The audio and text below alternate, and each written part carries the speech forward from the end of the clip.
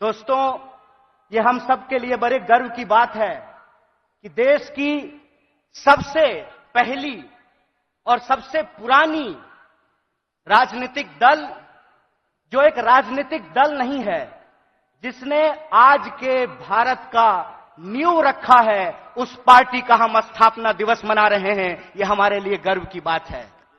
जब हम अपने पार्टी की स्थापना दिवस मना रहे हैं तो हमको कुछ बात अपने दिमाग में, अपने जहन में उतारने की जरूरत है। सबसे पहली बात यह है कि जब हम नागपुर में यहां मना रहे हैं तो जो लोग नागपुर को संघ भूमि बनाना चाहते हैं, उनको हम चुनौती देना चाहते हैं, जब तक कांग्रेस पार्टी जिंदा रहेगी, जब तक इस देश में एक भी कांग्रेसी कार्यकर्ता जिंदा रहेगा, अपने रक्त के आखिरी कतरे तक नागपुर को संघ भूमि नहीं, दीक्षा भूमि बना करके रखेगा। इस बात को याद रखिएगा। इस बात को याद रखिएगा कि जिस देश में हत्यारों का गाना गाया जा रहा है, उस देश में महात्मा गांधी पैदा हुए हैं।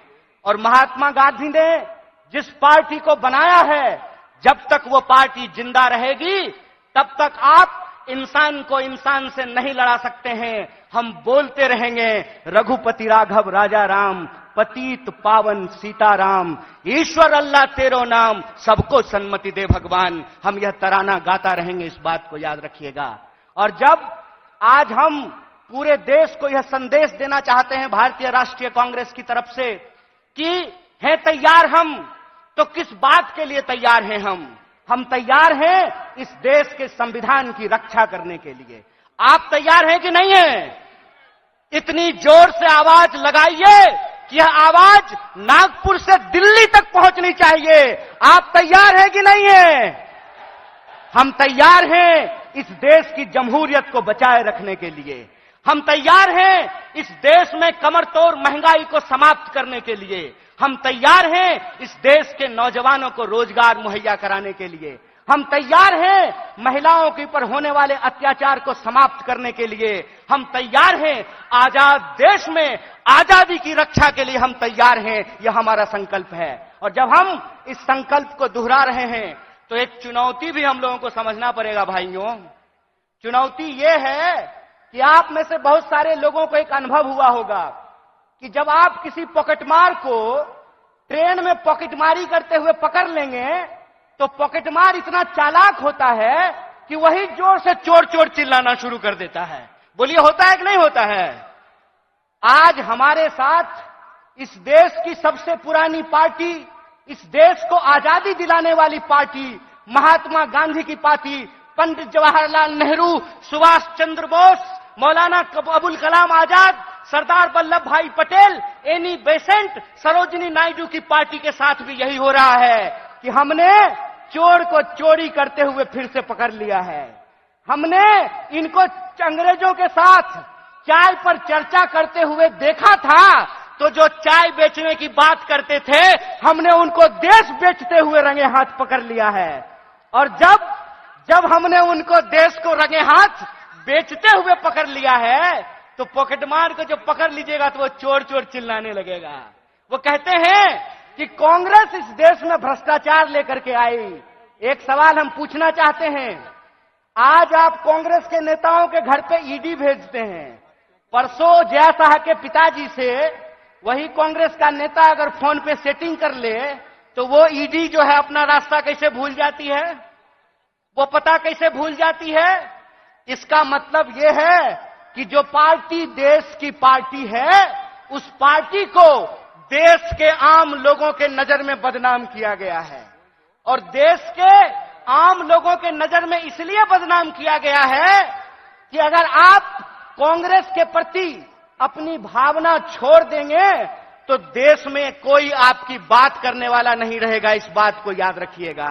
इसीलिए इस मंच से मैं आप तमाम लोगों से एक बात की अपील करना चाहता हूं कि हे कांग्रेस के कार्यकर्ताओं, जब आप चाय की दुकान पर बैठते हैं, जब आप ट्रेन से यात्रा करते हैं, जब आप बसों में चलते हैं, जब आप खेतों में चर्चा करते हैं, दफ्तरों में चर्चा करते हैं, तो एक बात को याद रखिएगा एक बात को याद रखिएगा कि सामने वाला जब आपको जलील करता है ना, तो वो आपको जलील करने से पहले अपने माँ बाप को जलील कर रहा होता है, अपने पूर्वजों को जलील कर रहा होता है, क्योंकि कांग्रेस पार्टी इस देश का इतिहास है, वर्तमान है और इस देश की आम आवाम का भविष्य है। यह बात हमको समझना पड़ेगा। हमको समझना पड़ेगा कि कांग्रेस पार्टी अंग्रेजों से लड़ करके इस देश को आजादी दिलाई। आजाद भारत में पहली बार ऐसा हुआ कि दलितों को और ब्राह्मणों को बराबरी का वोट का अधिकार मिला। आजाद भारत में पहली बार ऐसा हुआ कि महिलाओं और पुरुषों को बराबरी का वोट का अधिकार मिला।